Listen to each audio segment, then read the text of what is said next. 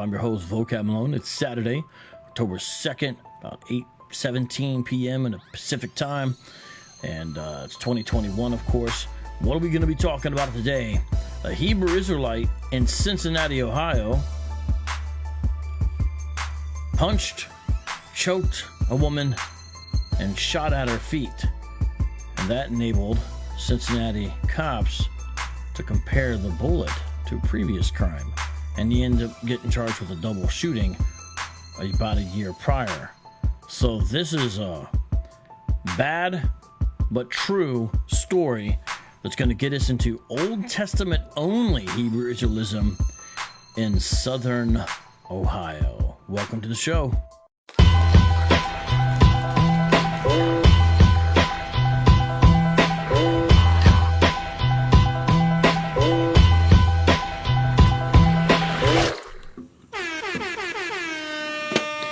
Welcome back to Street Apologist Live, San Miguel. I think the audience knows you. San Miguel is our favorite ex-Hebrew Israelite turned atheist. We're glad he's not a Hebrew Israelite. We're not so crazy about the atheist part, but we can manage to get along. So tell people about yourself, what you do, and then we'll get the show on the road, my man. Definitely. Yeah, thanks for having me on again, Vocab.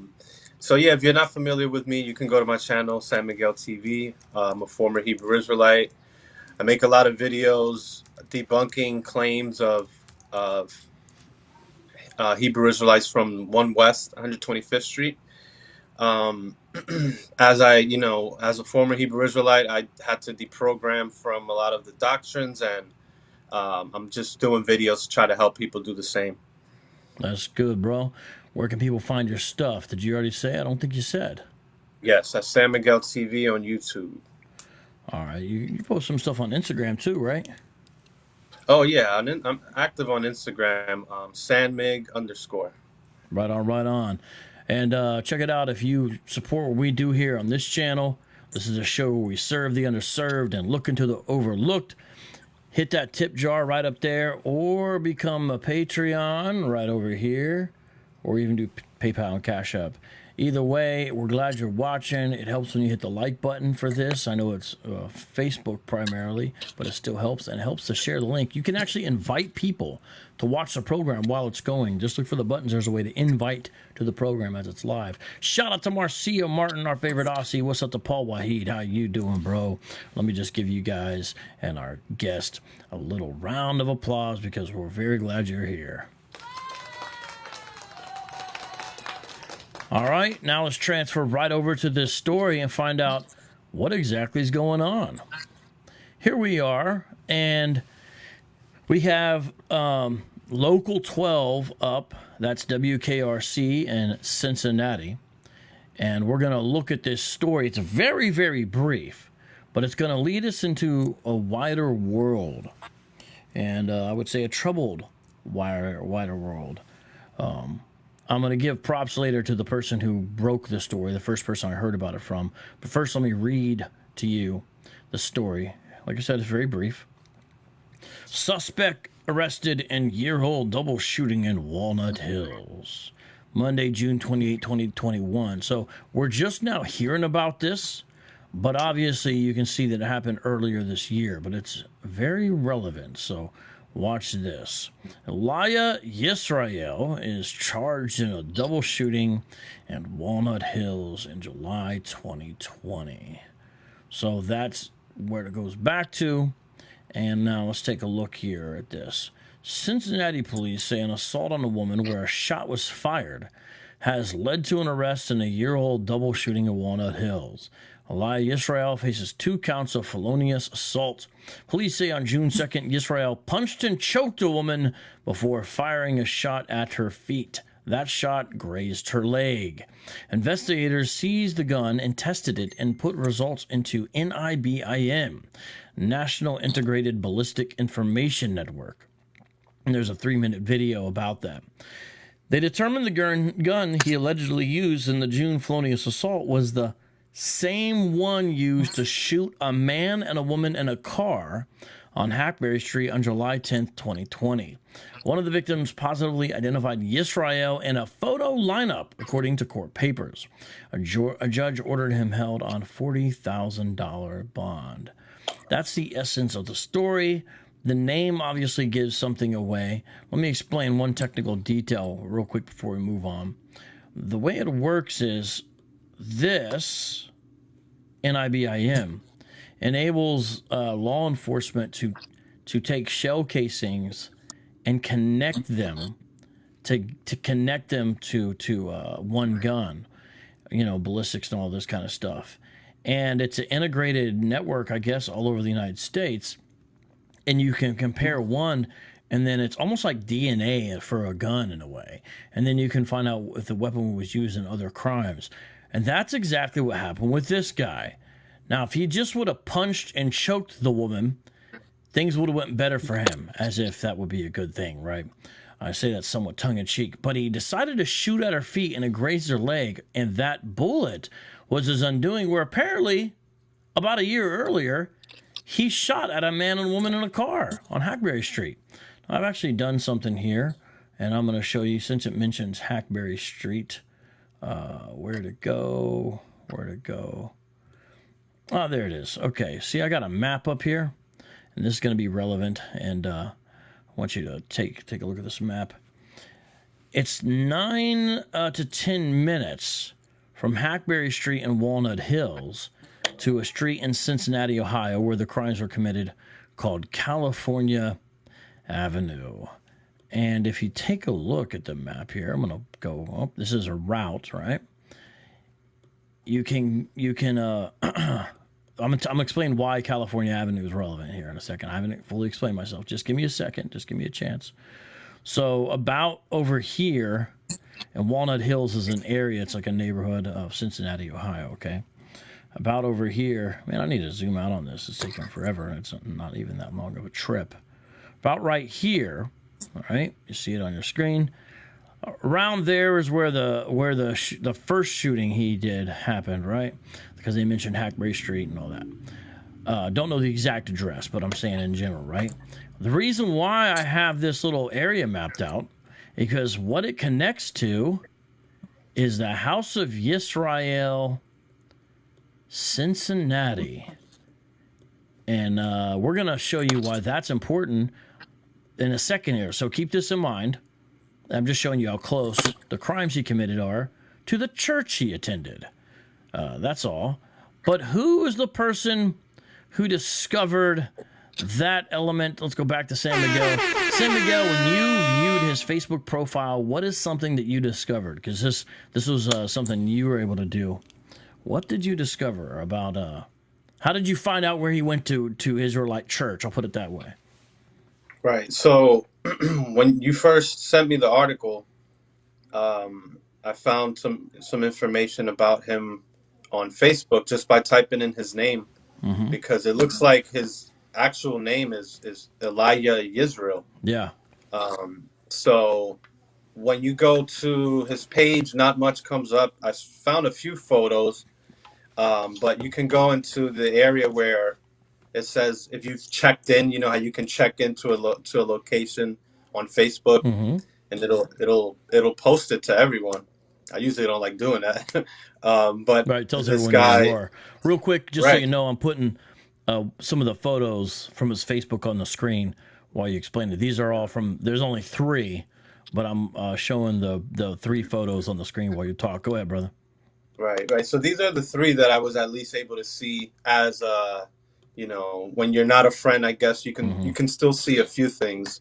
I did send him a friend request. I wanted to see if I could get more information about him. But if you go into the area where it says info, you can click into that and see for yourself that he has checked into the House of Israel, Cincinnati, sometime in 2020, October of 2020, I believe. Yeah.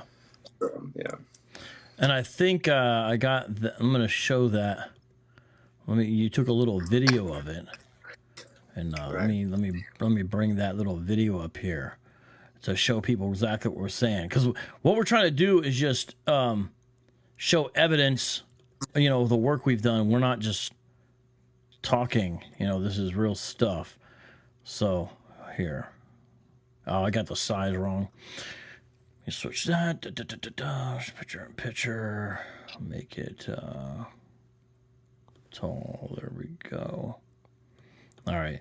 So he checked in to the House of Yisrael congregation in Cincinnati, Ohio. And I'm going to play this video again now that we've got it here. So there's his Facebook profile. Click on, you see down there, check-ins, House of Yisrael, Cincinnati. And then there it is, October 11th, 2020. And then that is the congregation there. It's got a different address in that one than on the other one. But the picture that you found also, this picture is the one we used for the thumbnail. What did you notice that he had on his hip when you found that picture? Yeah, that gun. You know, posing in a photo showing a gun.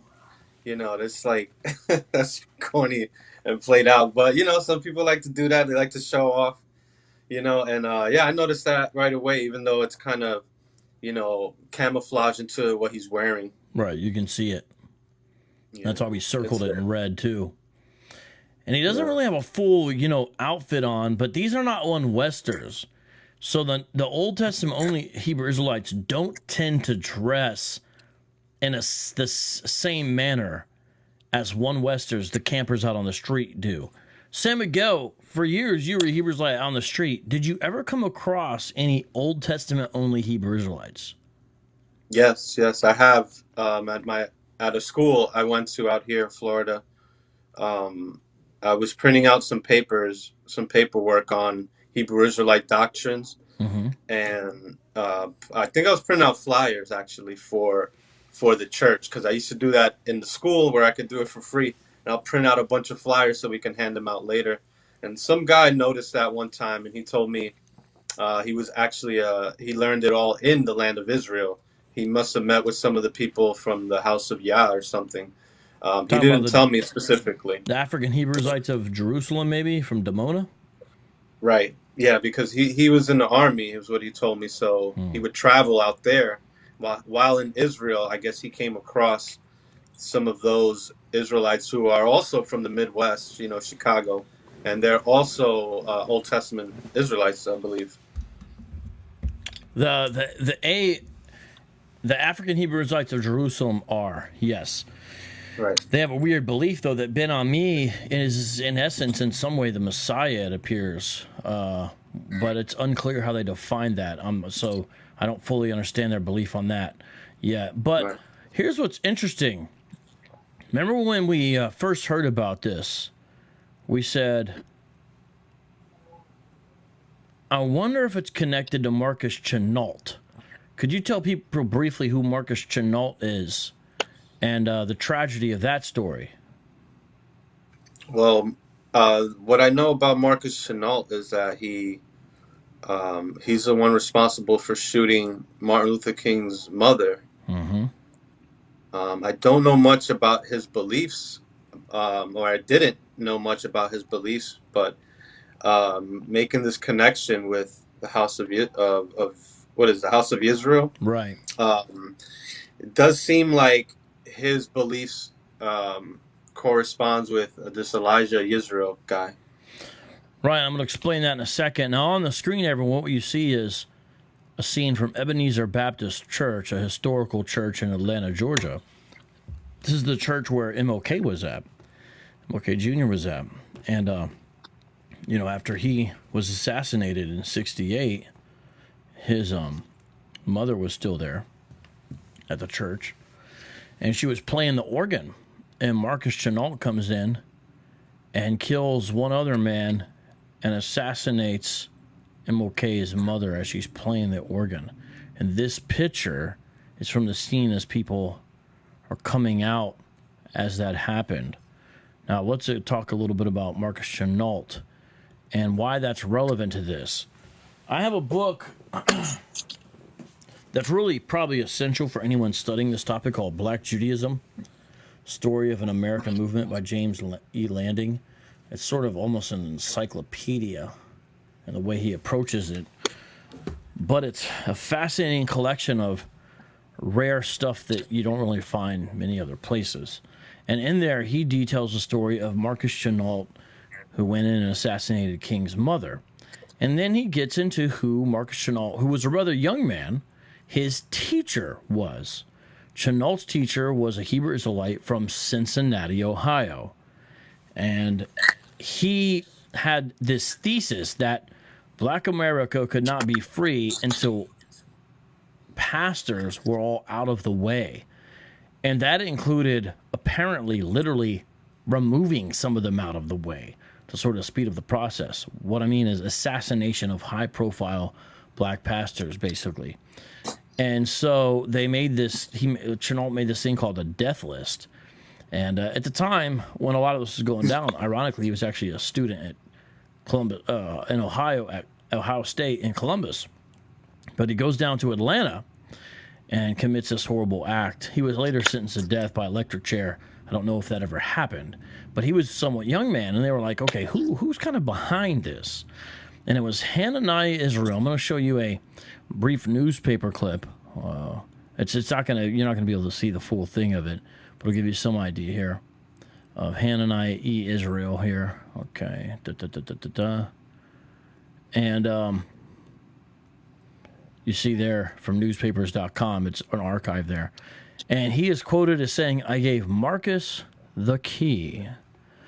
Cincinnatian says he introduced Chennault to his form of Judaism, and they've got it in scare quotes there. So who is Hananiah E. Israel?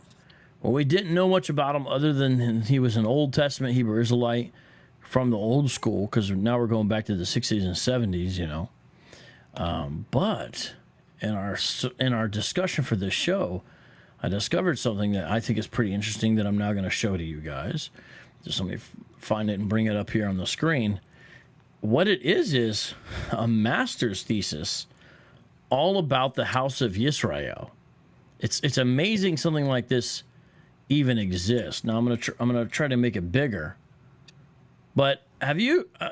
Sometimes you kind of go down the rabbit hole and you find stuff like this too. I guess you kind of know what it's like, San Miguel.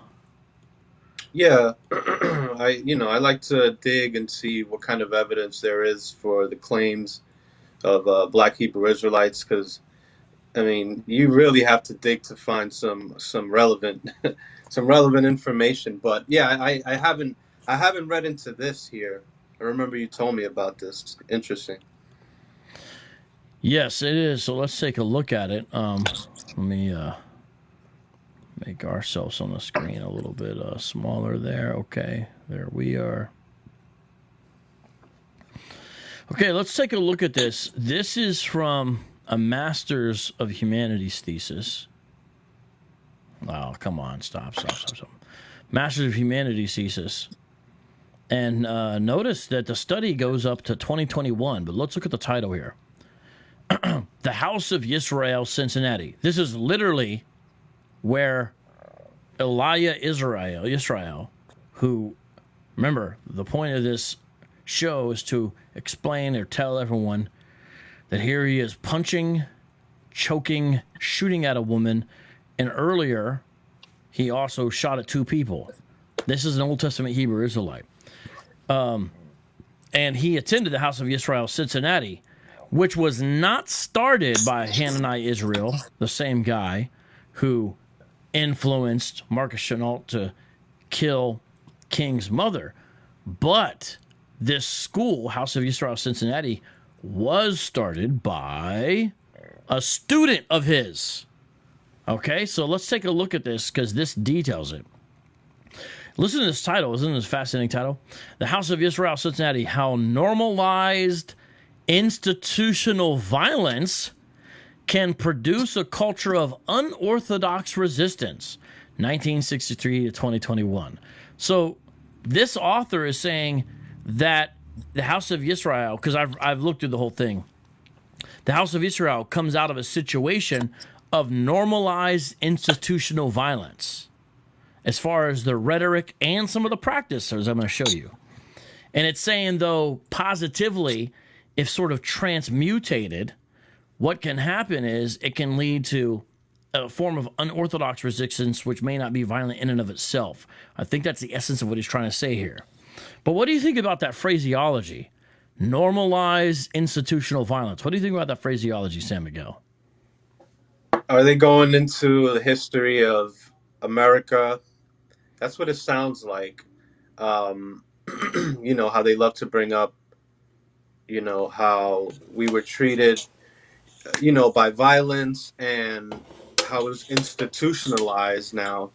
I guess, you know, they're trying to go back in time and say how this has produced some type of resistance, you know, from Black Hebrew Israelites. And, you know, I think there's some truth to that with Black nationalist cults. I think you might be describing it better than I did. I'm glad I asked you. I think the way he said is more accurate as far as what the author is getting at. Now that I really look at it, I appreciate that. Sable M. Willis, Central State University. Now, what's interesting is, you know, Central State is a historically black college, one of the smaller, lesser-known ones in Ohio. And when I was in high school, a lot of my friends were going to go there. And I talked to some advisor counselors at a school fair, because at our school they did a black college fair, and mostly only black students would go, but anybody could go, anyone was invited, but most non-black students weren't interested. But I went because all my friends were going, and it was a chance to get out of class. So I went to the black college student fair and talked to some folks, right, and just asked them, like, you know, you don't have to be black to go to Central State, do you? No, you didn't. And so I considered going to Central State at one time, but further looking into it, you know, no go on that. But anyway, so this, though, for a master's degree at Wright State, it looks like later on, not at Central, but I'm just pointing out that both places that the author went are both historically black colleges and institutions. And so here we are. Here's the abstract, and I'm going to read the abstract, and then we're going to get into the rest of it, all right? This study examines the racial, socioeconomic, and political factors that shape the House of Israel, a black nationalist community in Cincinnati, Ohio. It's interesting that they describe them that way, right? The members of this community structure their lives following the Black Hebrew Israelite ideology, sharing the core beliefs that black people are the true descendants of the ancient Israelites of the biblical narrative. Therefore, as Israelites, black people should follow the Torah as a guideline for daily life. Because they are the chosen people, God will judge those who oppress them. This ideology, which began in the U.S. during the 19th century, has recently been growing more momentum since the rise of Black Lives Matter activism and President Donald Trump's election. According to the Southern Poverty Law Center, Black Hebrew Israelites are listed as one of the violent black nationalist communities on the rise. Return of the Black violent black nationalists, and exploring this community's practices as forms of interpretivism, self-determination, and cultural nationalism. Critical race theory and conflict theory will act as a theoretical lens for examining the beliefs in a time of racial and social upheaval. Yeah, again, I'm glad I asked you, because you described that one aspect better than I did. And this is kind of a generic intro that's just about kind of Hebrew Israelism in general. You know, you got Crowdy and that kind of all that stuff. But what we're going to show you is they're going to get specifically into Cincinnati. And what we're doing is it's a different form of apologetics. You know, part of it is historical research on these groups and understanding their beliefs and practices along the way. And they talk about Cincinnati, sort of the background of a lot of the problems there as far as what people call race relations, right? And they have all of that. But then they get into how this school started specifically. And this is what's fascinating, because there is a key with Chennault's teacher and this congregation. All right. Chapter 3, House of Yisrael, how it started. And again, this is the place where Eliyah Israel attended. Okay, this is the place he went. And this is the place where we're looking at what's up with it, because it has a very interesting history. So let's see this. Look at this. This argument will be demonstrated by analyzing the formation of the House of Israel, Cincinnati, and the ideologies and legacy of its predecessor, Hananiah Israel. Now, we haven't explained how is that the predecessor fully, but that's what we're about to do right now. So you're going to see how this all ties in. And it shows that, I believe ultimately it shows that there is a problem of violence and lots of forms of Hebrew Israelism, including Old Testament only. And so this is just about Hananiah Israel. He's not the person who started the school, so we're not going there yet. But I do want to show this. This is fascinating how he got into it. This paragraph right here, if we had more time, I'd really read that. It's fascinating kind of how he got into it. All right, so here we go. He talks about his family. And this is the important part right here where it talks about Eliyah. I'm not sure if that's how you pronounce the name, but that's what we're going to show next, okay? All right. So here we go. Right here. While in Cincinnati, Hananiah took to the streets spreading the message of Black Hebrew identity. It's funny. Notice again, what's the main thing that they talk about in the streets? It's not the gospel. It's not salvation. It's Black Hebrew identity. Including in his message was the black people were oppressed and suffering because they disobeyed their God, Yahweh, who punished them by putting them into captivity with the promise of redeeming them if they would obey and return to him. With his message, Hananiah guarded the attention of Eliyah Yisrael, who became the leader and prophet of the house of Yisrael of Cincinnati. Hananiah's influence on Eliyah Yisrael made him the messenger of Hebrew Israelite ideology to the founders of the house of Yisrael. So, who was the guy who got him into it? The leader, the guy who began House of Israel Cincinnati, it's Eliyah. All right, so let's check this out. What happens here? After his conversion, Eliyah, Hananiah, and Daniel Israel, a childhood friend of Eliyah, established a study group, houseofyisrael.org. Eliyah quickly became an evangelist of Black Hebrew identity, spread the message like his mentor and predecessor, Hananiah. And again, Hananiah is the guy who gave the key to Marcus Chenault about his identity and eventually influenced him to go kill Martin Luther King Jr.'s mother. So here's how it began. A few years later, Eliyah separated from Hananiah over doctrinal differences. Hananiah was a Messianic Hebrew Israelite who followed the Old and New Testaments of the Bible and believed that the Christ of the New Testament was the Hebrew Messiah. Eliyah, like one of his predecessors, Matthew Whitworth, no longer believed that the New Testament was Scripture, and he no longer believed that Jesus was the Messiah. He transitioned to Torah only because he saw inconsistencies between the Old and New Testaments, included that each book represented a different deity. Therefore, Eliyah adhered to a Torah-only doctrine. The only valid Scripture was the Old Testament of the Hebrew Bible. Explained in chapter 1 of this work, Torah only Israelites reject all religious texts outside the Old Testament of the Hebrew Bible as Scripture. They also only accept customs found in the Old Testament. Can you talk a little bit about splits within Hebrew Israelism? Because I know, San Miguel, you come out of the One West faction. But what do you know about splits and divisions? Right. Because it seems like it's part of being a Hebrew Israelite. Right. Yeah. Well, when I first joined in 2004, we were already a decade past the first real big split within the One West Hebrew Israelites. We were given the impression that Hebrew Israelism began with Abba Bivens in 1969. So a lot of these groups that are Old Testament only, I had no idea about until later on. I would find out on my own.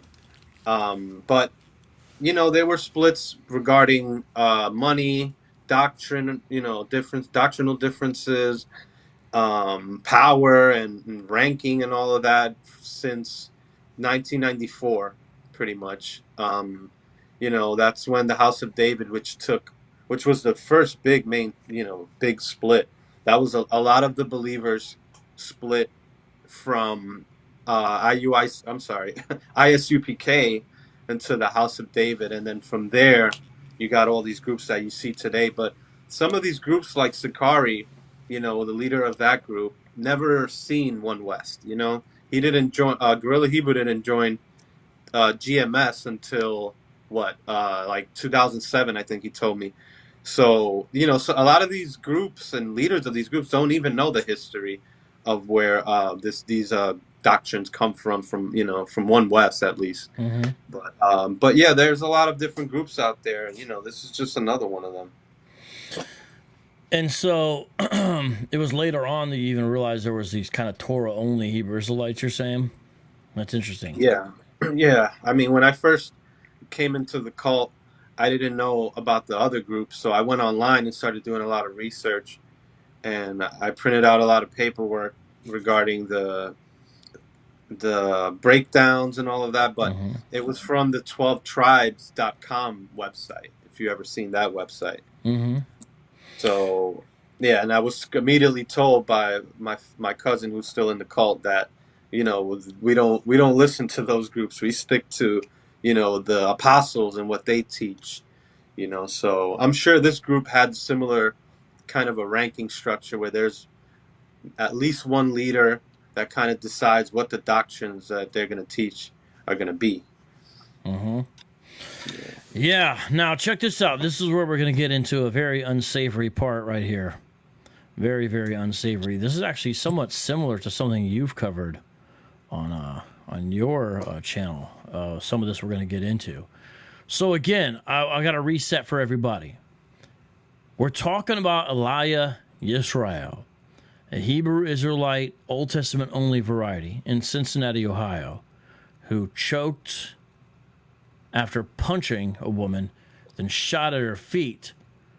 That shot left bullet casings. Then cops were able to compare that and found out through ballistics database that he also had shot at 2 people in a car a year earlier. So he's charged with 2 counts of felonious assault, shooting at a total of 3 people when you put it all together, but 2 separate incidents.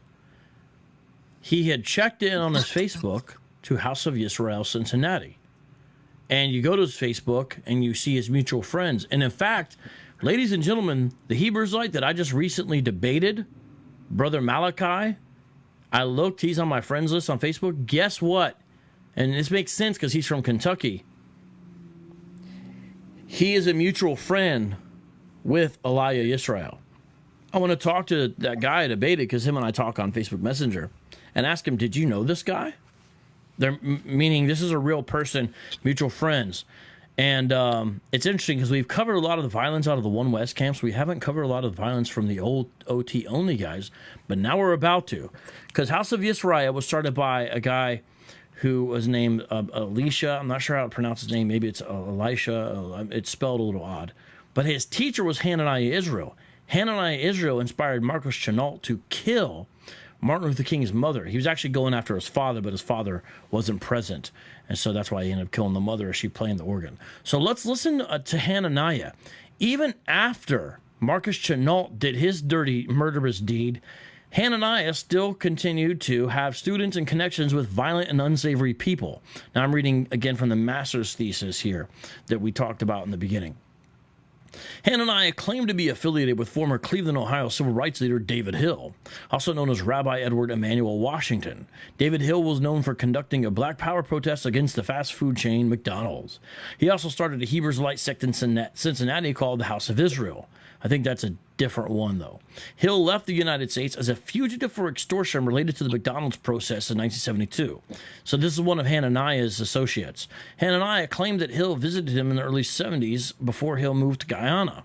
While in Guyana, Hill established a compound of about 700 members. Man, the 70s were a weird time, man. In 1977, David Hill beat one of his House of Israel members to death and was sentenced to 15 years in prison for manslaughter. Do we even know about this story?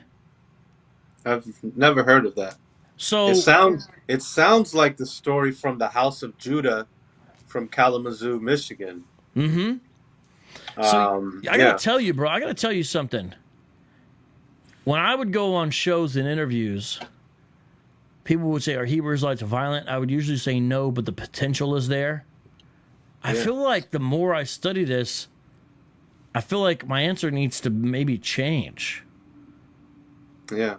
Because it's not just one Western. I've seen you say that sometimes, and now there's more evidence that there is violence in there. The more research you do, you come across this stuff. Because consider what small amount of percentage of the population these guys are.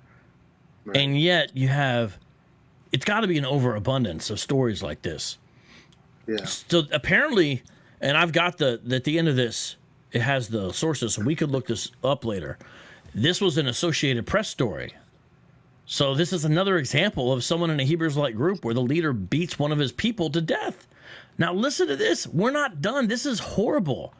Hananiah continued to have questionable affiliations.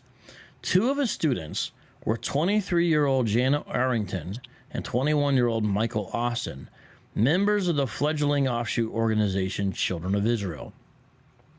The children of Israel were Hebrew Israelites with a Rastafari flair. Their group was started in the Winton Terrace projects in the Winton Hills neighborhood of Cincinnati. Many of the members were between ages 15 and 25. Hananiah was the local leader of the group. In July 1979, Jana and Michael received murder charges for beating Jana's 5-year-old son, Keith Arrington, to death for breaking a Sabbath fast. Imagine being a child, and because you broke a Sabbath fast, your mother and, I guess, stepdad beat you to death because of it. Wow. Hananiah saw the child when he went to Keith and Jana's house for Sabbath class. As a witness in the trial, Hananiah testified. The child was in the bedroom, seemed to be unconscious, and seemed to be suffering. He continued to explain. So this is Hananiah giving a testimony about what 2 of his members did to their child. Jana asked if I knew antidotes for vomiting, and she said he got a spanking for stealing some cheese. Eat cheese on the Sabbath, die. That's my interjection. I'm saying that's the essence of the story. 5-year-old child. I suggested the child receive professional treatment, and she reluctantly went along. Dr. David Meager operated on Keith when he arrived at the hospital. Meager testified that Keith suffered from multiple blunt head and stomach injuries and ultimately died due to the delay in treatment. Now, I'm going to flip over to the newspaper article about this. And again, this is just horrible.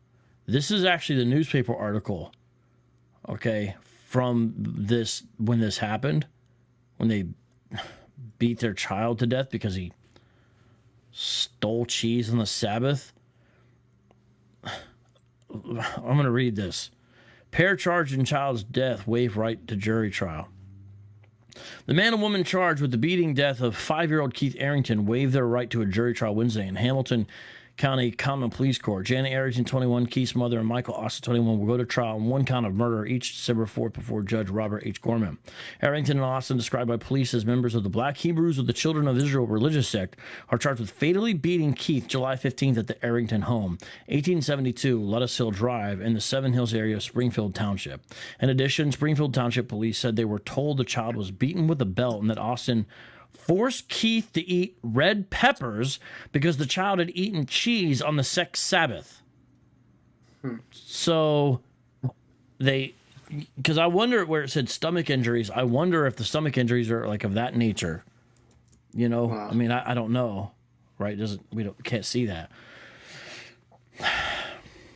Yeah, I mean, I know that this is a strange story here because, all right, there's laws that a lot of these groups keep, a lot of these Hebrew Israelites keep, as far as what you can and can't do on the Sabbath. You can't cook. For the majority of these groups, from what I'm seeing, is that you can't cook on the Sabbath day. You can't. I mean, and if they're charging this child with, if they're saying that he stole something, that's probably even more of a greater, crime, because now you're committing a sin on the Sabbath day. As opposed to just, cooking or something like that on the Sabbath day. But, yeah, I think it stole cheese in that he wasn't allowed to have cheese on the Sabbath. And since he took it, from the house, he stole it. Yeah. And so they beat him. So continue on. Look at this. Had eaten cheese in the sex Sabbath. The boy died July 18th at Children's Hospital Medical Center. Death was attributed to injuries to a head, stomach, but a surgeon at Children's Hospital said a major factor was the delay in treatment. I mean, if you wonder how some Hebrew Israelites are so cold and, to you, I mean, look at look at how the way they treat their own children. I mean, of course they're going to be cold to an outsider. At Wednesday's pretrial hearing, Austin smiled and spoke encouragingly from the defense table to members of the sect who had filled almost every seat in the spectator section of the courtroom. So they came out to support, I would guess, much like the ICGJC did for Comfy when he was on trial. After the hearing, sect members, many clad in green army fatigue jackets, shouted in the hall outside the courtroom. Just no sense of decorum. I can just see this. This sounds like a real, like, what's something these guys do. Right. You know, what do they say? We're the true Jews, said Obadiah Israel. Naphtali Israel said he supported Austin because that's my brother. If they penalize him and he's guilty, he just has to serve his time until the Father Almighty releases him from captivity. Okay. Jack Rubenstein, Janet Arrington's attorney, said the woman is considering the possibility of changing her plea from not guilty to guilty of involuntary manslaughter. I like how they, what is it with Hebrew Israelites who love to get Ashkenazi Jewish lawyers? The name Jack Rubenstein has to be an Ashkenazi Jew. Didn't Comfy have an Ashkenazi Jewish lawyer? Yeah, he did. He did. Gerald Lefcourt. Yeah. What is it with Hebrew Israelites who love to use white Jews as their lawyers? It's like some kind of strange. Out of all the people they could call, you know? They call their enemy. Leslie Gaines, who represents Austin, said Austin's plea will remain the same. He said the defendant will go to trial. This is a horrible thing, though. So this happened, what year was this? Was it 72? 78. 78. So I'm dumb, so let's see here. He was 5, so that means he was born in 73. So he would have been like 47, I think. Yeah, he'd be like 47 right now, yeah. Yeah, this or 48. He would have been like, 48. Something like that. That's how old he would have been. Right, he would have been like, that sounds right. Yeah. But no, because he's dead. Hold on, where's this next thing I'm looking? Okay. I wonder how they're justifying that. Well, it seems like they're saying that would be the right. You know, actually, it's interesting. Because what they said with the house of Judah was that it was God that allowed the child to die. It was a judgment from God. When it was a beating put on the child from... Right. It was never proven who actually put the beating on the child, but it was definitely ordered by the leader. What is it? William Lewis, I believe his name was. But yeah, this sounds very similar to that. Yeah, just so everyone knows, you're not allowed to beat children to death in the Bible. Now, someone may bring up, but what about a rebellious child that the community stones? That is the sort of one example where you would have a community execution from rebellion. But it gets, sometimes our atheist friends like San Miguel, they might kind of cartoonize it. They'll be like, if your child talks back to you, you could take him out and kill him.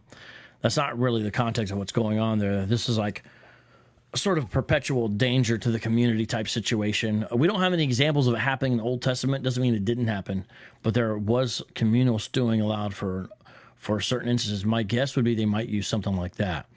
And part of that, there's multiple problems there. So even hopefully our atheist friends can understand, Christians know they are not the literal physical nation of Israel. We know we're not in a theocracy. We know that we're a multinational, multilingual, multi-ethnic group that is bound together spiritually. Okay, that's who the church is. Now, we do believe that's the new Israel, but because of that, these civil laws from the Old Testament, I believe we can understand some of the principles and say, how would that apply? But we don't operate under those. That's never the way we're supposed to operate as a church. And so we understand that. But if I'm a Hebrew Israelite and I say I keep the law and the way that they say it, one thing I get at them sometimes, San Miguel, is I say, okay, so you say you keep the law, statutes, and commandments. I'll say, yeah. I'll say, but do you keep the judgments? And what I mean by that is, if they're claiming that's really true, then if somebody works on the Sabbath, because there are cases where if adults do certain activities on the Sabbath, one case where the man was picking up sticks for fire, he was executed. It was a capital crime. I don't know if you know the story in Scripture. There is a story in Scripture where a man was picking up sticks for firewood on the Sabbath, and the community was allowed, in fact, required to execute him. But Hebrewites don't do that kind of thing. It shows they really know they don't keep the law. They're really not the Israelite community. Maybe that's the way it's justified. Go ahead. Even recently with the Feast of Tabernacles, I saw Sakari was trying to keep that. So they would say you can put up sheets in your house if you don't have a backyard, but there were members of Sakari literally putting up sheets and setting up tents in their backyard to try to keep the Feast of Tabernacle. But when people would try to say, like, how can I do this? I can't. Should I go on my rooftop or something like that? They would say, the Lord understands. If you can't keep it, the Lord understands. So that's the excuse that was given when we had to work on the Sabbath day, Oh, that's because fascinating. we're in captivity. I saw a Sakari live stream recently, and I didn't understand why there were sheets all over the windows. Now I know.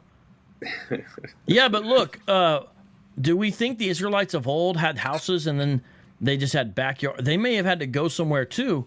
The Festival of Booths, or whatever you refer to it, tabernacles, tents, Yeah. in that the ancient Israelites made the tents with their own hands and then spent a full 7 days in them. The Hebrew Israelites don't do that. Furthermore, they did it in the land of Israel because it says that you're supposed to do it in the land that the Lord appoints. So I could see Hebrews like saying, well, okay, can't make it to Israel. But I don't see the excuse for not taking the week off and living in a tent. It doesn't. Who said it had to be in your backyard? Look, if you're going to keep the law, as you say you do, then keep the law. Don't tell us you keep the law and then put up sheets over your windows and act like that's really fulfilling what that Old Testament thing was about. Anyways, let's look at this. This is a fascinating and tragic tale. And this shows that House of Yisrael of Cincinnati, they may not encourage violence in 2021. That is not the claim of today's program. We are saying, though, that the root of the tree of House of Yisrael Cincinnati is rotten because it comes from Hananiah Israel. And look at this case of his followers. Let me read this. During the trial, Janet Arrington blamed Austin for the death of her child, and she renounced her affiliation with the Hebrew Israelite group, the Children of Israel. Austin, however, remained in the group, and many members of the Children of Israel supported him. My guess would be this is one of those cases, because it sounds like from this, where the guy gets with the girl and convinces her to be Hebrew Israelite. But now that her child's dead, she's not really all about that life. Members of the group filled his side of the courtroom. In the hallways of the courtroom, some made outbursts. So they're supporting him. They're supporting the guy who gave him red peppers and beat a child to death. That's who they're supporting. Such as Obadiah Israel, who proclaimed, and look, they're like yelling during court, we're the true Jews. And this is in newspaper articles. See, pair charged with child's death. You can actually get that online as well. Naphtali Israel showed support for Austin and explained, because that's my brother. If they penalize him and he's guilty, he just has to serve his time until the Father Almighty releases him from captivity. So that's from the article we just read. Moreover, when Austin showed up for trial, he wore a blue sweatshirt with the words, "Praise Yah, great black creator." These guys, I'm sorry, printed on the front, and humble servant of the Yah, Ahikar, the back. The mention of Ahikar is somewhat disturbing, since in the apocryphal book of Tobit, Ahikar is a servant of the king who adopted his nephew. However, the nephew was ungrateful and evil. He caused Ahikar to face execution due to the lies, but ultimately Ahikar was saved. Furthermore, at trial, Austin testified that he did not punish Keith for violating a religious fast, but instead because the 5-year-old boy was caught stealing from the refrigerator. Also, see that? Stealing from the refrigerator. So it's not like he went out to the corner market and stole cheese, you know what I'm saying? Austin explained, I could not let him get away with it because he would have to respect the laws of the Mighty One. Look, Christians, we need to pray. Look, to the parents involved in this, pray for them. But they're kind of making their grown decision, you know what I mean? Pray for the children trapped in Hebrew Israelism.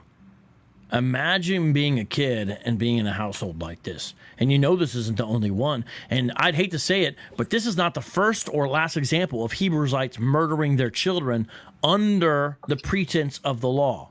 You remember the guy in North Carolina, San Miguel, the ex-GMS member? Pierre Moses? Yeah. Do you remember why he murdered his child? Because he thought he was homosexual. Yeah, and how old was that kid? I think he was like 5, right? Yeah, he was about 5. He thought his 5-year-old son was homosexual, so he murdered him, buried him in the backyard, and then one of the women too. Right? Was there a third murder? I mean, you may not know off the top. I think the mother of the child was also killed. And there were other wives that could have participated in all of in the covering up at Yeah. least.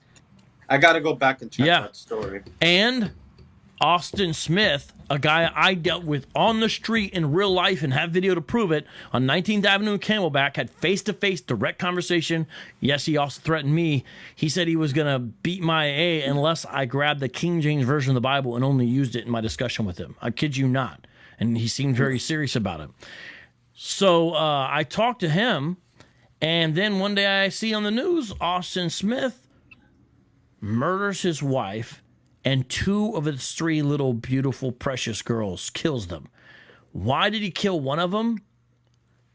One of the babies he let live said because one of them was crying after he murdered his wife or girlfriend. One of the children was crying, and he said the Bible says don't mourn the death of the wicked. You must be wicked too. So killed her. And then the other one because she, quote, reminded him of the mom. Reminded him of himself. Yeah, oh, that's the one he would let live. That's the one he let live. Yeah, you got it right. See, I'm glad you're here. Yeah, that's the one he let live. You were the only one that pointed out that this guy's a Hebrew Israelite. It wasn't mentioned in any of the reports. Nope. Even though I believe his camp leader was also among the people injured. I don't know if he shot his camp leader. And he killed Ronnie. He didn't die. He killed one of his camp members, though, Ronnie Freeman. He killed him. He killed him. People, yeah. No. He injured the camp leader, but murdered one of the guys in the camp. One was he shot and didn't kill. The other one he shot in the back while he was walking away and killed him. Right. Because it shouldn't take something. What usually happens is that something big happens like this, and then people want to look back or question their belief, and maybe they'll leave the cult. It always takes something big to happen. But majority of these people are, they're not even looking into. They're not doubting. They don't doubt what they believe. They really feel. They just go along with whatever's going on. So yeah, this is sad. Yeah. Listen to this. Keith was beaten so severely that the 2 doctors had operated on him when he arrived at the hospital. He had swelling in the brain and his stomach was filled with blood. Ultimately, Michael also was found guilty of manslaughter and was sentenced to 7 to 25 years in prison. Austin guilty. Janet Arrington was also convicted of involuntary manslaughter. However, due to her testifying against Austin, her sentence was reduced to 5 years of probation. When Hananiah Israel was asked his thoughts on Keith's killing, he stated, "It was a terrible thing, and I couldn't defend any action like that. I feel the same way about it than anyone else would feel." So it talks a little bit more about Hananiah Israel as you go on in Cincinnati. But the point is here that Hananiah is the person who taught the leader who founded House of Yisrael. Now, the author says, hey, I don't think they're violent, but the fact that you have to write a paper on it, the fact that you have to ask the question is kind of a fascinating, interesting thing. And it's sort of theoretical in a way, but I wonder if the author wrote the paper now and included Eliyah Yisrael in the research, what they would say then. You see what I'm saying? Because Eliyah Yisrael was not included in this paper because I don't think that he knows about it. So check this out. This is interesting. Well, go ahead. Did it was his name? Oh no, I thought I saw his name mentioned when you were scrolling. But because this looks like this paper was done around the same time when the report came out in June 2021, right? Yeah. Yes. Because you see here's even a quote from July 19, 2021. Listen to this. This is interesting. So they're at a Sabbath class, and one of the students asked Moriah Elisha, well, this is a student of Moriah Shaya. He's dead at this point. But asked one of the students who's up there, Moriah Shaya, about, would it be a sin if you don't run from her attacker and just kill them? I like to tell people the whole truth, and the whole truth is this land ain't your land. Interesting start to the answer. If you get into a conflict and you can run, especially if you are armed, and especially if they pull out arms before you run. And the reason is not to be just somebody you are a coward or afraid. It's because if you, a black man, shoot somebody and you got a mother, you got a father, you got a brother, and you got a sister, you got your children, you have your wives. Sorry. Look at the answer.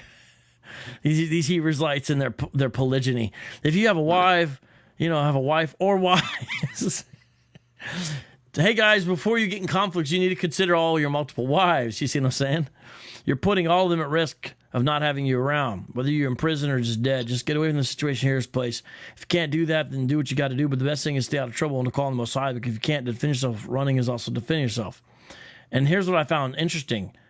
Now, I am pro Second Amendment, but whenever I see a Hebrew Israelite group that's hyper pro Second Amendment, it's always a little bit of cause of concern because I know their mentality.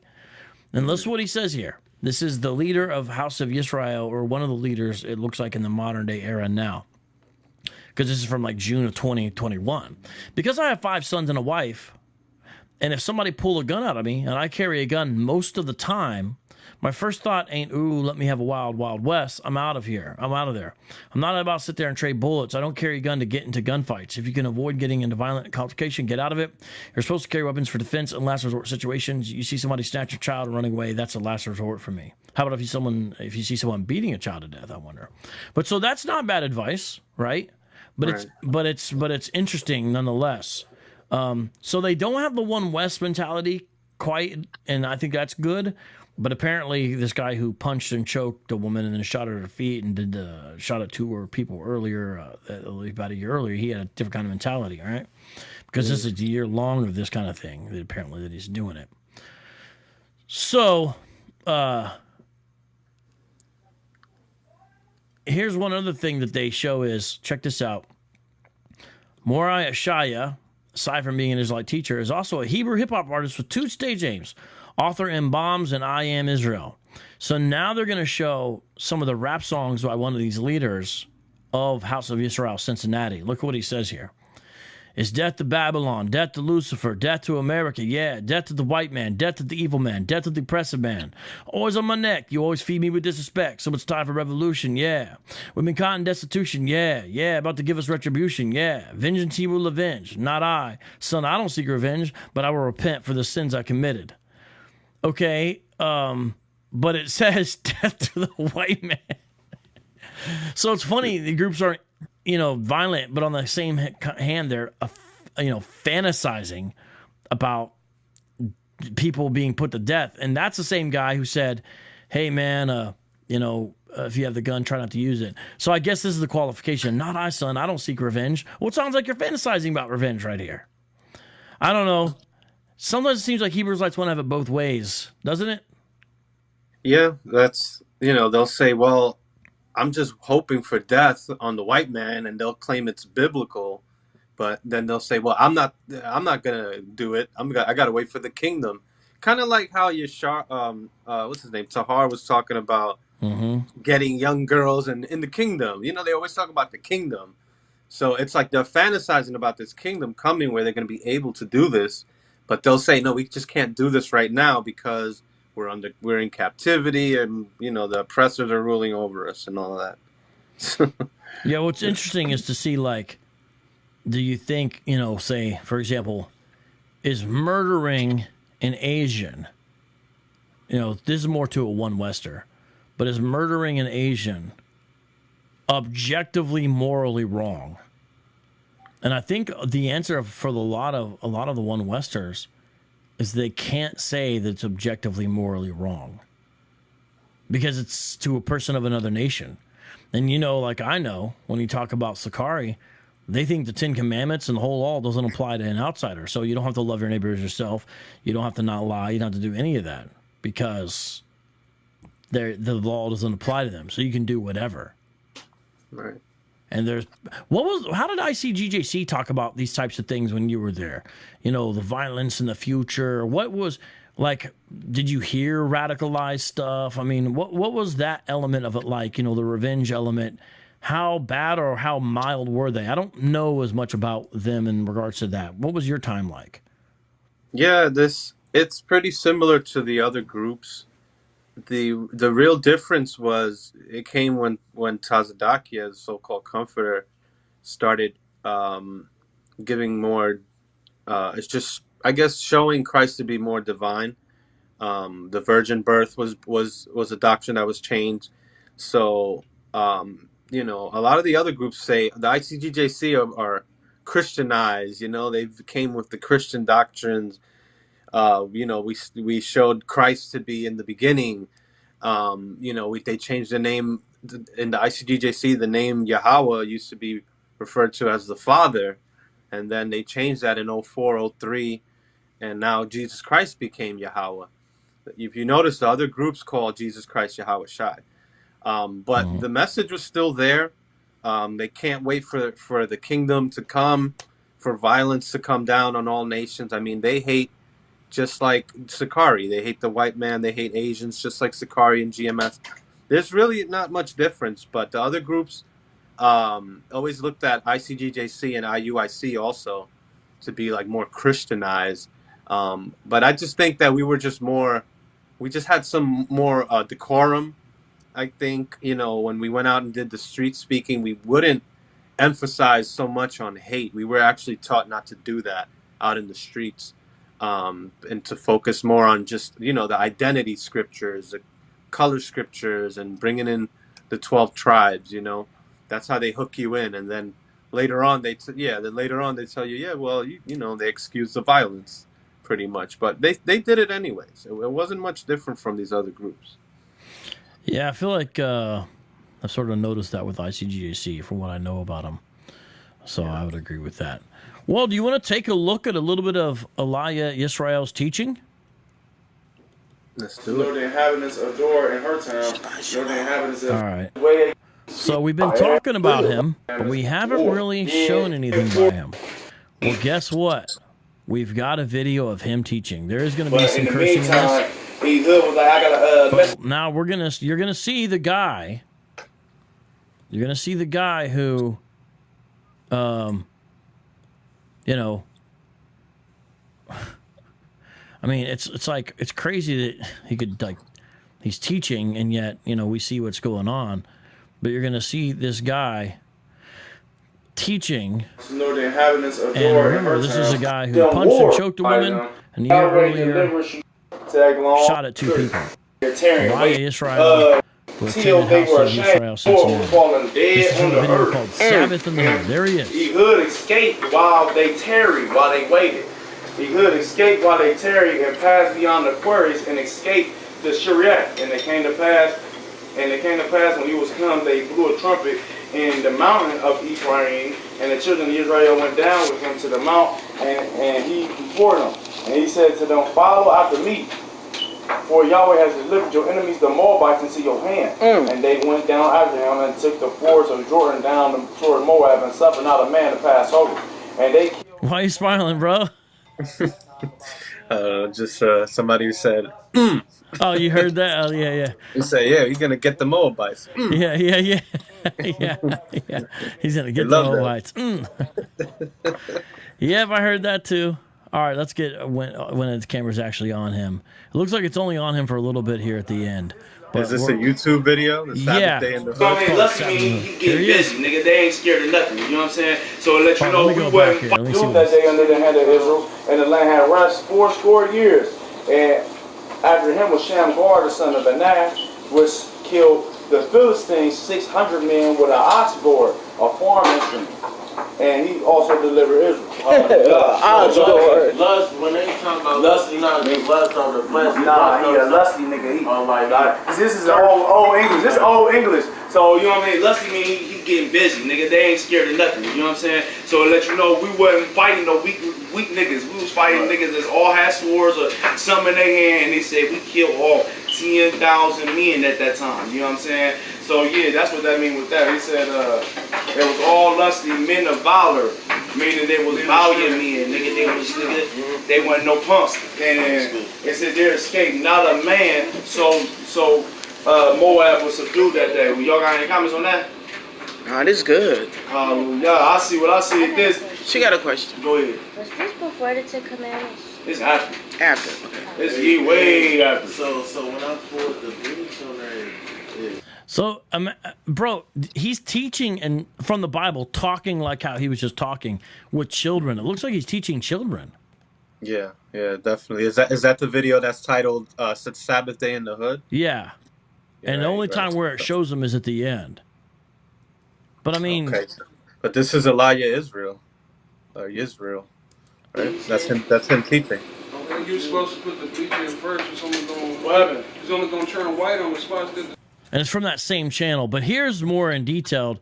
Let's watch this video. No pork. Shalom, shalom, Israel. So what channel is this from? What's the lady's name, brother? I don't remember her name. But you know what I'm talking about where... Yeah, if you go on YouTube and just type in Eliyah Yisrael, the same way it's spelled on the news report, and then you put no pork, he'll come up. Right. And so that's what we're going to watch now. So you're going to see. Here, I want to make this one a little smaller. Here, put it up here. Yeah, I think I saw, this is the video that Killah the Witchfinder was posting. Yeah, by the way, I forgot to mention, that's how I heard about this story. So he's an ex-Hebrew Israelite. I think he was in IUIC. And this is the way I found out about this story. So it was a video that he recently put up. So shout out to him. He's the one who uncovered this. And yeah, I think he played this video of Eliyah Yisrael teaching, and then he commented on it. So there he is right there. Right here. praise Yahweh. All right. Yeah, you already know how we do. Praise We Yah. build it up. First and foremost, giving all praises to the mighty Yahweh. I'm saying hallelujah. Hallelujah. Hallelujah. He's got a stick with him. Have you noticed the Old Testament Hebrew Israelites say hallelujah, but it's only the Old Testament ones that do that? Right. Praise Yah. It's a good day. Like you said, we just had some good food, and that's what Yes. came to my mind just now. I want to go to Isaiah chapter 66, verse 15. Isaiah 66:15, family. It say this: For behold, Yahweh will come in fire, and his chariots like the whirlwind, to render his anger and fury, and his rebuke with flames of fire. For by fire will Yahweh enter into judgment, and by his sword with all flesh. And those slain by Yahweh shall be many. Those who sanctify themselves. So we see what kind of verses this guy likes. Remember the other time when he's teaching what the commentary was, and now here we go with this one. Those who sanctify themselves and purify themselves in the gardens, following one another, eating swine's flesh, and the abomination in the mouth, Forgive us. shall come to an end together, declares Yahweh. Hallelujah. Hallelujah. And then real quick, he says, For I know their works and their thoughts, and at that time is coming that all nations and tongues, and they shall come to see my glory. Praise Yahweh. Oh, praise Yah. And I brought that out because it's a war on food. It's been a war on food. And we got to understand how deep that this war on food really go and how it really affects us for real. See, this is a subject a lot of black folks don't like to talk about. A lot of Israelites, even Israelites that say they love y'all, we kind of don't want to talk about food, because even if food was the first test for man, Adam and Eve. All right now. All throughout the book, food in the wilderness. What was our punishment? Why did the Most High keep coming down with fire, burning everybody up? Because they couldn't control that appetite. They couldn't control that appetite. They couldn't.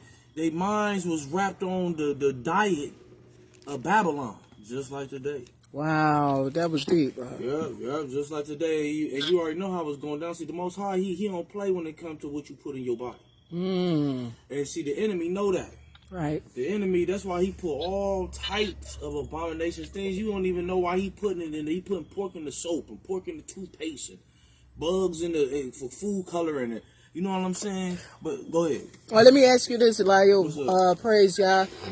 what would you say to someone that's trying to break away from pork and the things that the Most High say not to eat? I mean, is this something that happens overnight, or how did you yourself? Right. Did you eat those things? I mean, how did you overcome? Right. Of course, you already know I was eating all type of foolishness, but I can't really remember how. I think when I first found out the truth, when I was there, I was like, oh yeah, it was cold turkey. That's kind of like easy to come. It should be easy to most. They putting a big importance on what they should and shouldn't eat. Yeah, that seems to be one of the main emphasis of this particular group. I've noticed that. Well, one thing I noticed is that he mentioned that Adam and Eve, that's how they were tricked with food. One West Hebrew Israelites don't teach that fruit was actually a literal fruit. They'll teach that that's knowledge. At least from what I remember, ICGJC, they'll teach that what Adam gave Eve was, or what Eve came to Adam with wasn't literal fruit. It was the knowledge of evil, and that's what the fruit is supposed to represent. Don't know what the other groups teach. I've heard but I know some Hebrew Israelites teach the temptation was sexual intercourse with the other nations. Oh, wow, I never heard that one.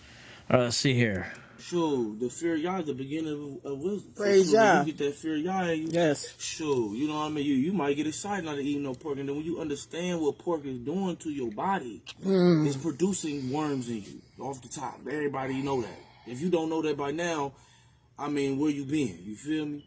So, you know what I'm saying? Yeah, all these things, the mouse. How the mouse that produce worms. You know what I'm saying? Well, people might say I don't eat no mouse. So, what kind of foods? What would you think? Like Chinese restaurants? Right, see, and that go to show you like this. There ain't enough chickens in the world. We got chickens right there. You know what I'm saying? You got some chickens that you see right here. Yes. You feel me? That you can kill for yourself. But come on, the Most High Himself said, He give the earth over into the hands of the wicked. Yes, right.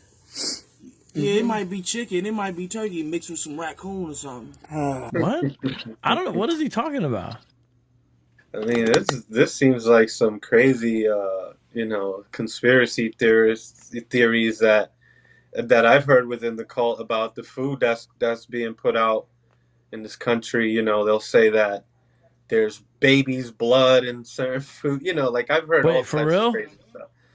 I've heard that before. Yeah, Hebrew Israelites get caught up in a lot of those conspiracy theories and stuff that, like, I remember there was a post on Facebook circulating of a person that was actually shot dead at a restaurant, but the post and the comment was on the post was making it seem as if this person ate some shrimp or something, some seafood or something that you weren't supposed to eat, and Hebrew Israelites was passing that around in the ICGJC saying that. This is what happens when you eat shrimp. Oh, he got shot dead at the restaurant because he was eating shrimp. Well, I mean, what happened was that... I'm saying that's the way they were spinning it. No, they were saying that they didn't even know that the person was shot dead. They thought that the person ate some shrimp and just died. And they didn't understand the article. They didn't have the original story, which is sometimes how these lies come about. They'll take like some truth from one story and bring lies into it. Yeah. Well, we're not going to watch this whole video because it's 20 minutes. I'm going to play some, and then we'll play a little bit more of another clip we got of him teaching. Mix with some rat or something. I mean, we got to stop playing. We know what's up. We know our enemies is out to get us. We know our enemies, you know what I'm saying, use the food to have us depart from the Most High. Because they read in the scripture, it said, I shall not see no unclean thing in you. Or else I'm going to depart from you. Praise God. You feel? Tapping of sticks when you're making a point is so irritating to me. Yeah. And that's what it is. We a bunch of unclean people, you feel me? Even to this day, though we try to do our best to eating good. And it's more than just eating, not eating pork. You know what I mean? Just having a wholesome diet. Learn how our fathers ate. The Most High got chapters. He done took the time to set out and put chapters in the book about what's that, Leviticus 11? Yes. Well, I mean, eating healthy is important, so I don't think anyone would disagree with that. I don't think anyone denies, the importance of trying to have a healthy diet. I mean, we in America have options that people from other times haven't really had. And it is true there's connections between being poor and lack of access to certain foods, and things like that. It's almost like the second there's sort of a trope that the second you see a Trader Joe's come to the hood, the air's about to get gentrified, and that's kind of the idea is because there's not any place to get good food a lot of times in those areas, and then it's like, so I don't deny that, but it's interesting the emphasis that they place on it, and for the Christian, we're like, where is the gospel? It's not really a important part of anything. And what truth there is and what he's saying is mixed in with a lot of silliness, to be frank with you, conspiracy theories and whatnot as well. And I don't know, man. Bad stuff. Yeah, I mean, just what he was saying about if you eat pork, you're gonna have, worms in your stomach. It's like, that's not true. If you, I mean, that could happen with any food that's gone bad and that's sitting around old, but. Yeah, let's watch a little bit more of this. Deuteronomy 14, yes. You feel me? What he said in Deuteronomy 14. He said get back to the diet of our ancestors. People would consider John the Baptist an Israelite. Yeah. He was, of course, Jesus' cousin. Do you remember from your days of studying the Bible, San Miguel, what John the Baptist ate? Yeah, he ate wild honey and locusts. Wild honey and locusts. Yeah, and locusts come from larvae. So... Yeah, that's the dietary law, though. It tells you can eat certain things like locusts, grasshoppers, but when you get to the New Testament, they like to mess around and with a lot of the scriptures. Like, what was the scripture what's the story where Peter got the vision of the unclean and clean? Yeah, you're talking about in the book of Acts. Right before Peter sees Cornelius the Gentile, there's a sheet that comes down from heaven. Right. And he hears a voice that says, Peter, take up and eat. And he's like, what? No, never. I've never had anything unclean. Right? This is in Acts chapter 10, everybody, starting in verse 9. Verse 11 says, he fell into a trance and saw the heavens opened and something like a great sheet descending, being let down by its four corners upon the earth. And it were all kinds of animals and reptiles and birds of the air. And there came a voice to him, rise, Peter, kill and eat. But Peter said, by no means, Lord. I like how Peter is willing to tell God no. He's like, no, God. Yeah, for I have never eaten that is common or unclean. And the voice came to him again a second time. What God has made clean, do not call common. This happened 3 times, and the thing was taken up at once to heaven. Now, generally, we have understood, this is a historical understanding, that it actually does mean the food, but it's also representative of the Gentiles, because he's about to meet Cornelius. What you guys would have had to play around with this verse, though, when you were Hebrew Israelite? What did you guys used to say? That it's only symbolic and that it's just representing the Gentiles. But Gentiles who are actually Israelites. Gentiles who are actually Israelites who were scattered around, yeah. Yeah. And another scripture that Christians would bring up to us when we would be out teaching was where Christ said, it's not about what comes into your mouth, but what comes out of your mouth. Mm-hmm.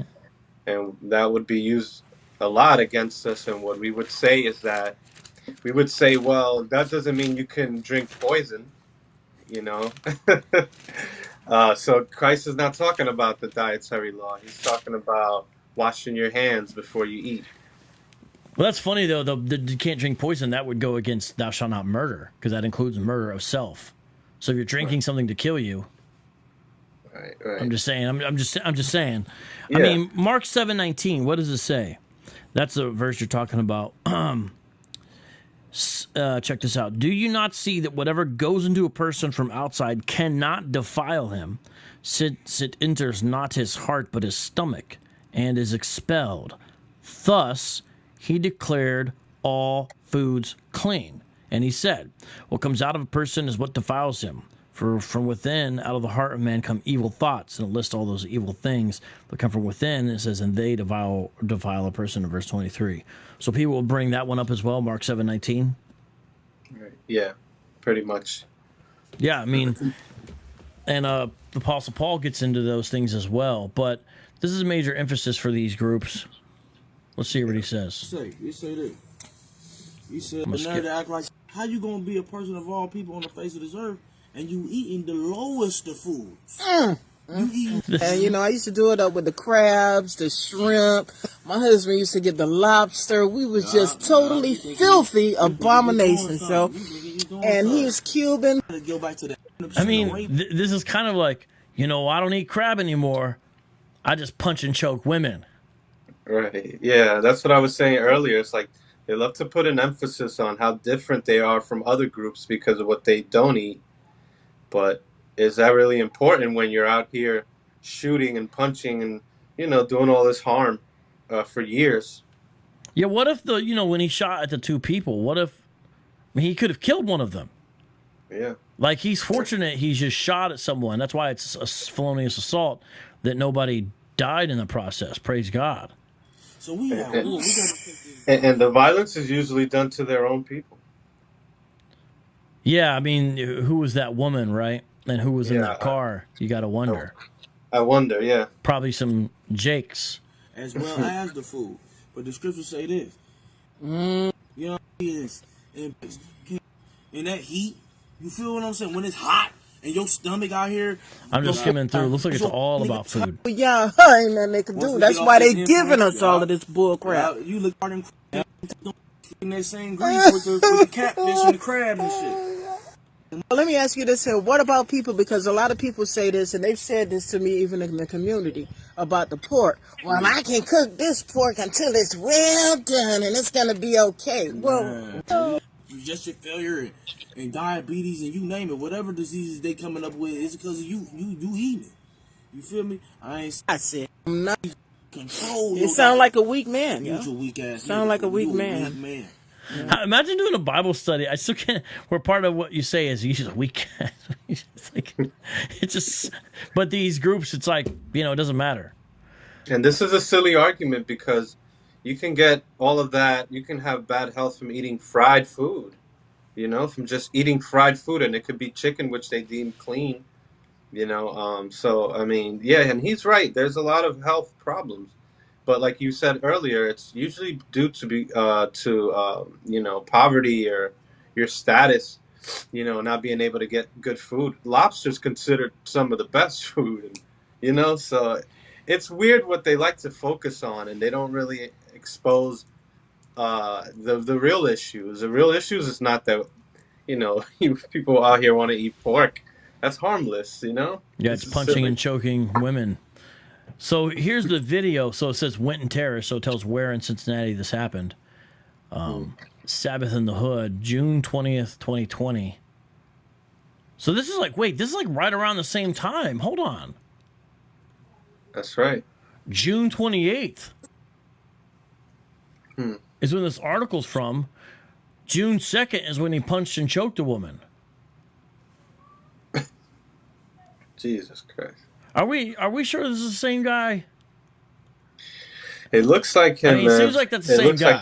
I was trying to look for that neck. That's the same guy. Yeah, but look, that you can tell. So look at that picture. The only trick is it's a side profile, and you don't see. But look at that close, that face. Yeah. And then look, that's the same guy, bro. That's him. Yeah, I could tell. No swine, no seafood. Eliyah Israel, Part 2. Praise Yah.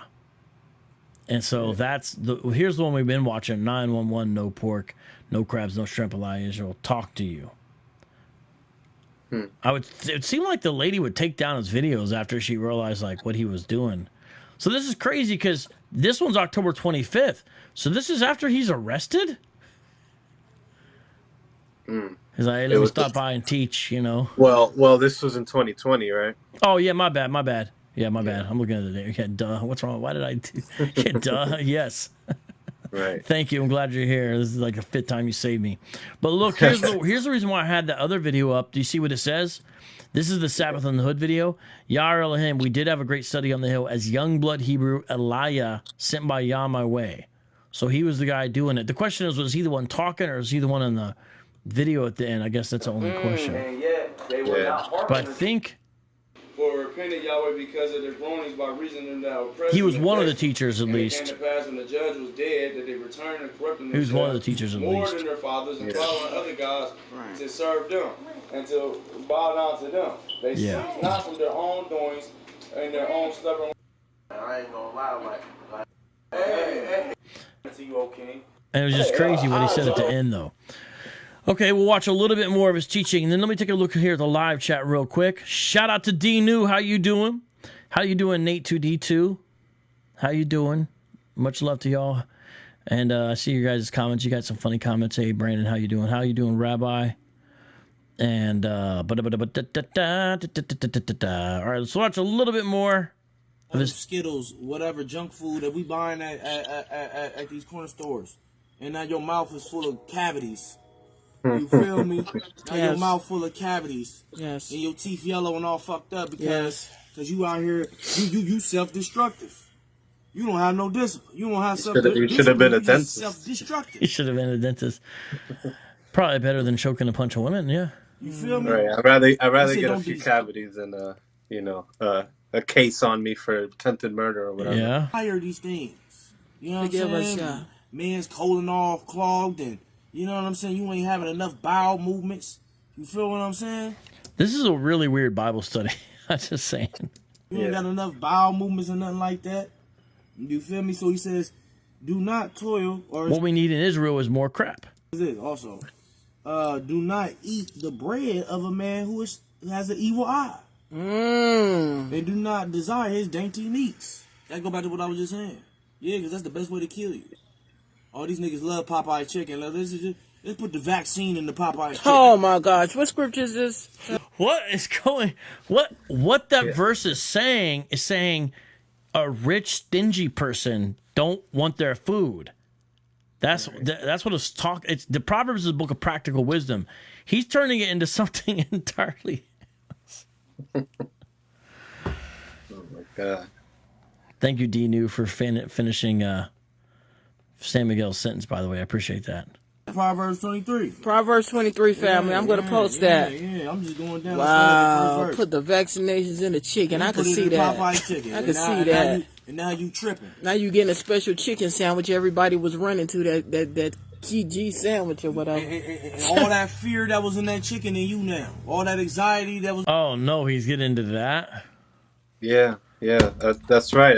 I remember this. Him saying that now, and I was thinking, I'm like, man, these guys really believe like if you eat swine, like you're gonna be possessed by some demonic spirit or something. That's Well, if you eat chicken, you get the spirit of the chicken. You turn into a chicken, I guess. That chicken in you Wow. now. Worry and DNA is in you now. They know what they doing. You got to know what you're doing. It's a war. It's a war, my people. For real. Praise You got to put It's a yourself. war outside. Wait, how's it go? Nobody's safe from. It's a war outside. Nobody's safe from. The warrior's mentality. You got to start thinking like David was thinking. It's a sacrifice to change the way you think. Because Babylon, they done watered us all the way down. They done watered us all the way down. Even Tell to the way truth, we son eat. of We y'all. don't even know how to eat. Tell the truth. How our fathers ate. Tell the truth. And then you talk to somebody like I talk to people, and all I hear is, "Oh, I ain't gonna stop eating my pork chop. Oh, I ain't gonna stop eating my pork chop. Oh, I love this pork chop." But what? And you killing me, you destroying your household. And you look at their face and you look at their skin, man. And You they got attitude. Oh, they attitude. man. They bipolar as hell. Bipolar. But his attitude is a great his diet has given him a great attitude. Again, we're listening to a Bible study from a guy. You guys need to pay attention to this. This guy punched and choked a woman and then shot at her feet. Okay, this happened. And then the cops took the bullet casing, did ballistics on it, and they discovered he was responsible for shooting at two people. It was a year-old double shooting a year prior. So he got charged with 2 felonious assault accounts. And This is, the people that were shot the year prior actually identified him. yeah, in a lineup. Right. And so there's multiple things, and like Yeah. vaccine in the chicken and Man. Skittles is, The fear, that's a big part of the Hebrew Israelite doctrine. Is like you have to fear and hate America. You can't love this country. You gotta hate it. Well, I mean, there's a lot of things to hate about this country. And okay, that's fine. But I mean, like it's very important that they make America and everything that happens in this country like the worst of the worst, the enemy, so they could separate you. That's how they separate you and create that us versus them.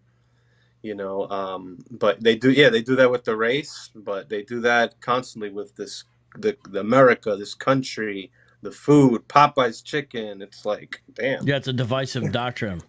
It's a divisive doctrine ultimately. And Right. look, Israel was in another time, and I think that Christians can show, hey, it was better for the Israelites on a physical level not to eat pork and a lot of the things that they ate, especially during the era they lived in. We don't live in that era anymore. And theologically, most Christian theologians down through the centuries have understood a key element of that is to keep Israel separate from the other nations, so that the Messiah, who would bless all peoples according to the Abrahamic promise, could be born. It was a sort of this badge identity marker. So Israel wasn't just an ethnic thing only, and it never really was, because it allowed intermarriage and proselytization and conversion even. And so it wasn't strictly an ethnic thing, although that element can't be denied. There's this socio-religious, dietary, in every way creates separation. And that's why Israel's neighbors always looked at them as a peculiar people, and Israel was always tempted to be more like her neighbors. And so, we're not, I just want everyone to understand, for me, not laughing at Old Testament food laws. If I was an Israelite around back then, I pray to God I would have obeyed God and done what I was supposed to do, regardless if I understood at the time. I may have not known, right? Oh, it's healthier to do some of these things, like the washing of the hands. I'm not touching dead bodies. I may not, because I would I've understood germ theory back then? I don't think so. If I was alive way back then, is what I'm saying. So you see the practical benefits. Now here we are on the other side of things, and Christ has come. We're in a new covenant, and the Israelites don't recognize it. Now, they are not New Testament accepting Israelites, so I understand that. You got to understand their perspective there. But again, we've dealt with a lot of violence from One West, and now today we're talking about this guy that you're seeing on your screen. It's teaching is also in a charge with a double shooting and punching and choking and shooting at a woman in Cincinnati, Ohio. Final words, San Miguel, my man. As I switch over to this other screen, what's your final words? Well, yeah, again, thanks for having me. It's just sad to see stories like this amongst this community that really promotes, that tries to promote good things for the community, for blacks and Hispanics, some of them only blacks. But, with this particular group, I think this group will be a black-only group. I think they're literally a black Israelite group from all the video I watched and from their doctrine, because they don't have the 12 tribes chart. Right. Yeah. So you can see, like Vocab saying, you can see the violence even amongst the groups that didn't come out of One West. Why is that? And you have to kind of go into their doctrine to see that there's a lot of hate, separation that's preached, and this is what you hear over anything else that they teach. This just echoes through, because it's just one of the many signs of a cult, of a identity cult, a hate group. And this looks like what the House of Israel in Cincinnati is definitely a part of. Yeah, I wasn't able to go on their website and the show. Now, Miguel and I already did. Their YouTube page is HOY Cincinnati, and you can watch some of their stuff there. And their website is houseofyisrael.org. And there's even two things you can download. They have a Sabbath day presentation that appears to be almost really all about food laws. That's what it looks like. So it looks like a very important to this group. And then there's another thing you can download online that's called something like the Jewels of Learning or something. The Jewels of Wisdom, rather. It's a PDF that asks various questions there on the website, so you can understand what they teach and all that. And yeah, look, they are. This is the last thing I'll show, but I'm just giving this for everyone else. Number 2, who was the original house of Yisrael? Part of the house of Yisrael are the so-called Negroes of America, who were sent here to serve the Gentiles for 400 years. It appears they believe in the 400-year prophecy by that. But it also shows that they're black only by that. So this is literally Black Israelism. And then they give some classic proof text there. But that's kind of like their precept packet in a way, it looks like. It's very brief, though. This is like, isn't it true that most of the world looks on the American blacks as a smart, hip, and slick people? No! The majority of the world looks on the so-called Negroes as the biggest fools on the face of the earth because they are the only people on earth that do not have a king, a prince, a flag, or a country. Anyways, that's the Jewels of Wisdom there. But that's from the House of Israel, Cincinnati site. We learned a lot today. San Miguel, thanks for coming on, my man. What do you got coming up here in the future, bro? I'm supposed to be doing a debate tomorrow on my channel with some Hebrew Israelite that's not part of any group.